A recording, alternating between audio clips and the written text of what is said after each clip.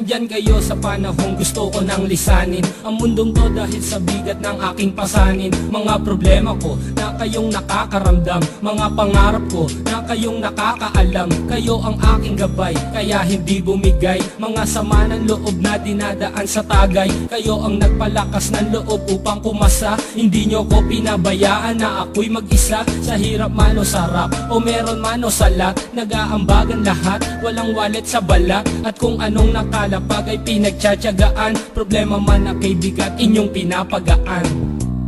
Di ko malilimutan, kaibigan ng pinagsamahan, mga bagay na nangyari, lungkot man o ngiti, mga ginto kong sandali.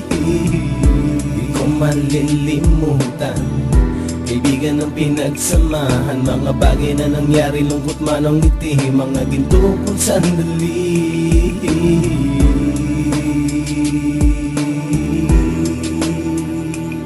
Hindi ko na mabilang kung ilang beses lumapit at sabihin ang problema na aking sinapit. Lagi kayong nasa aking tabi at handang tumulong, mula sa aking pagsikat hanggang sa aking paggulong. Mga tawanan na bumabaka sa bawat ngiti, na pumapawi sa lahat ng dinanas kong hitbe. Sumasaya ang sandali kapag nagbibiroan, at kung sino ang magkakaso ay walang turuan. Pakikitungo ng bawat isa lagi ay pantay, san man lugar magkakasama at magkakaakbay. Sana'y walang bumigay sa ating paglalakbay, mapapasa kamay din natin ang mga tagumpay.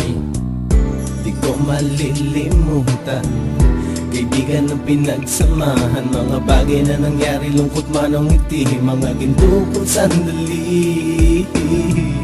Di ko malilimutan, kaibigan ng pinagsamahan, mga bagay na nangyari, lungkot man o ngiti, mga ginto kong sandali.